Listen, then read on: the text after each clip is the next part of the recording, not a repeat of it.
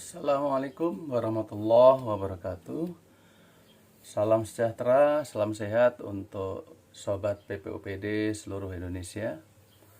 Pada kali ini channel Nur Hati Papua mau menyajikan bagaimana cara penulisan laporan.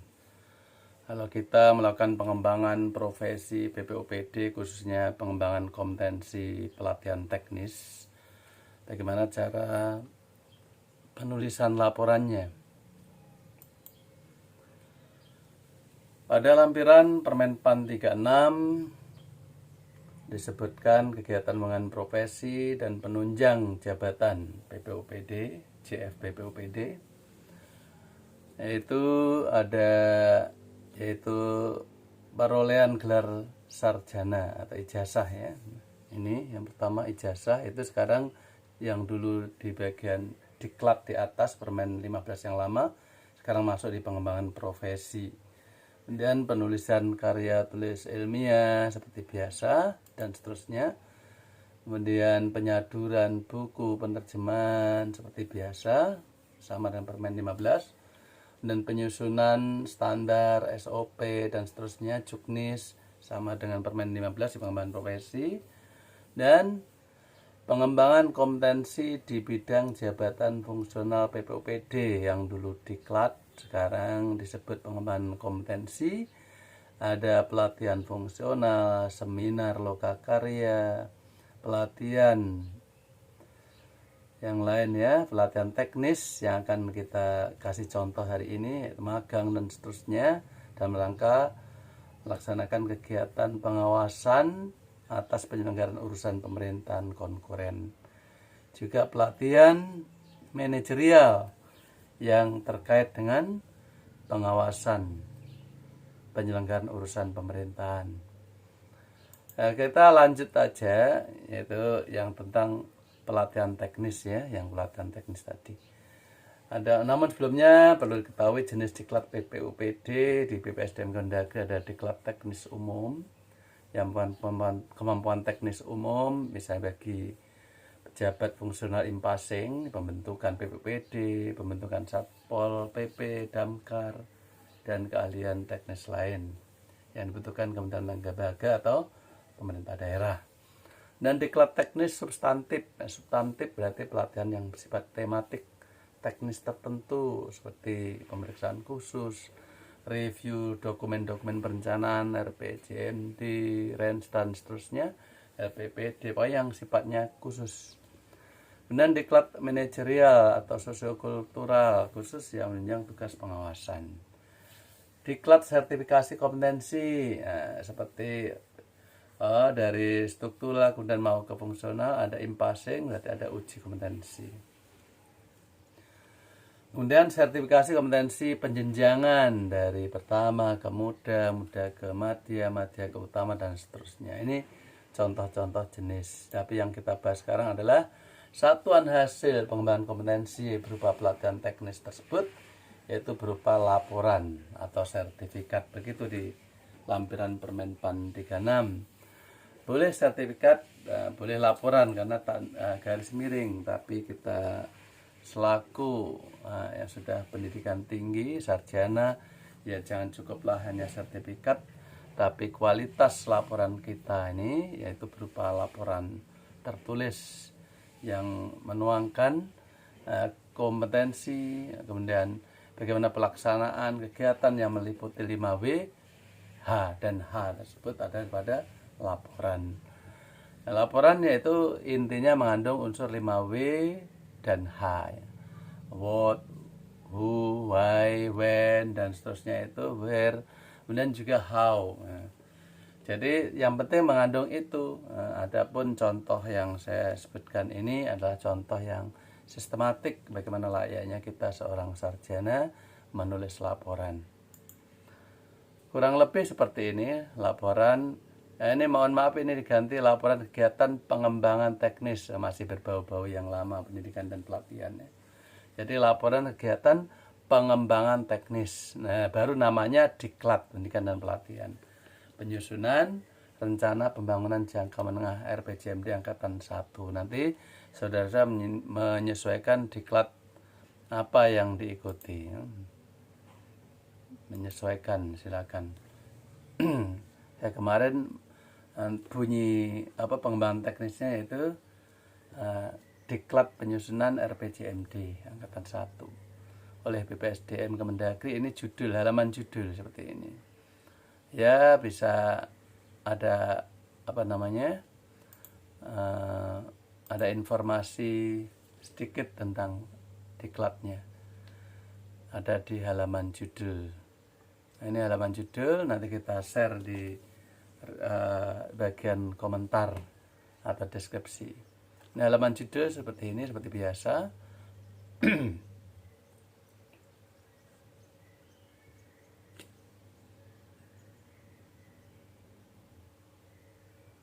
Kemudian di bagian berikutnya itu ada kata pengantar lah, sebagai ucapan syukur dan ucapan terima kasih tentang telah melakukan diklat apa. Nah, ucapan terima kasih seperti biasanya.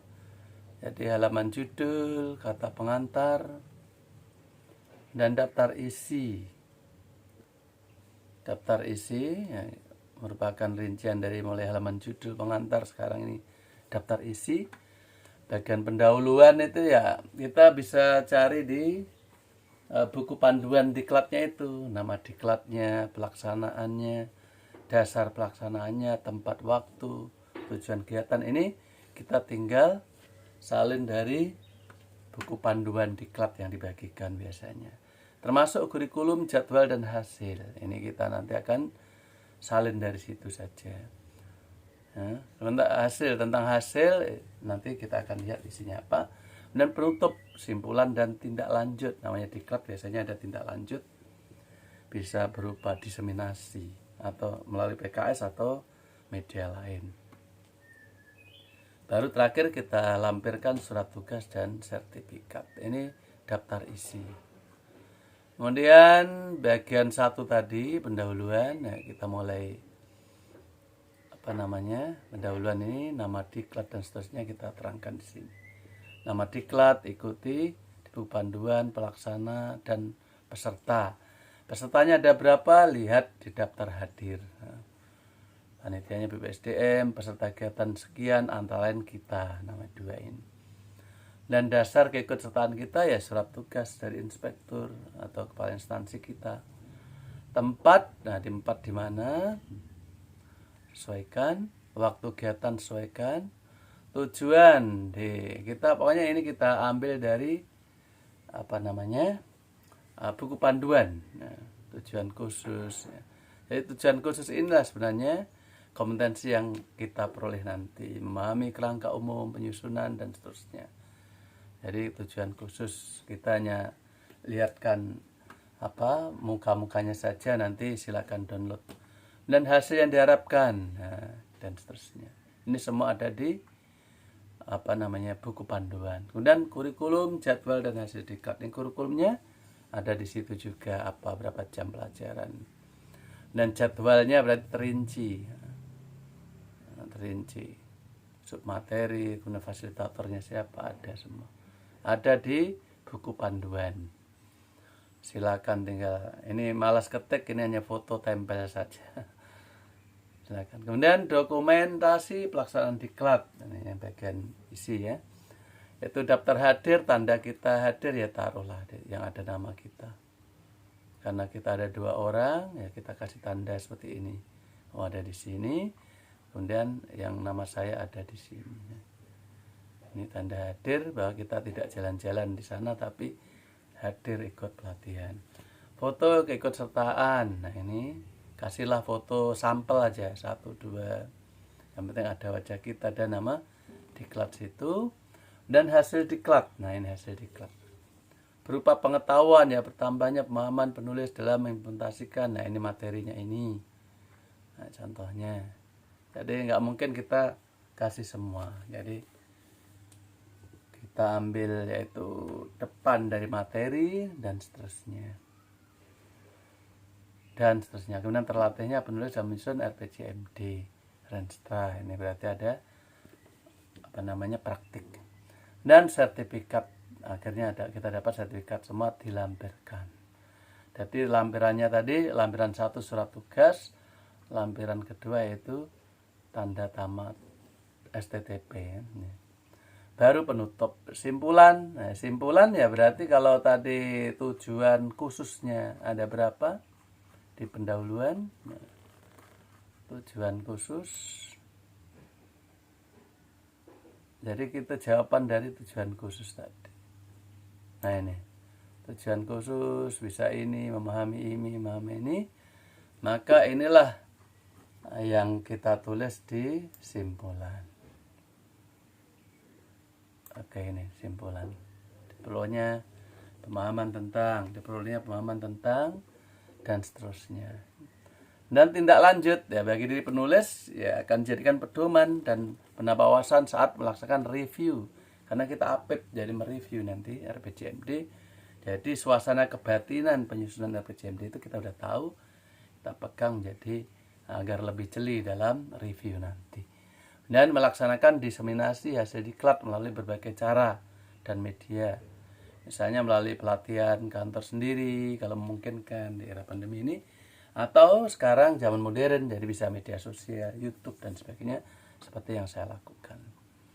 Nah, ini lampirannya surat tugas dan sertifikat. Karena kita 2 orang ya, sertifikatnya 2 orang. Nanti yang kita upload di Edupak nanti ya ini laporannya sama sertifikat begitu, laporan atau sertifikat kalau kita udah terkandung dua-duanya. Begitu Bapak Ibu sekalian, semoga bermanfaat ya apa yang kita jelaskan tadi, dan Bapak Ibu segera bisa melakukannya, itu pengembangan kompetensi, bisa pelatihan teknis seperti yang saya lakukan ini. Mudah-mudahan dapat panggilan apapun, baik berupa materi-materi tematik ada sifat khusus apapun yang umum atau manajerial tadi seperti yang saya sampaikan. Demikian, mudah-mudahan bermanfaat. Assalamualaikum warahmatullahi wabarakatuh.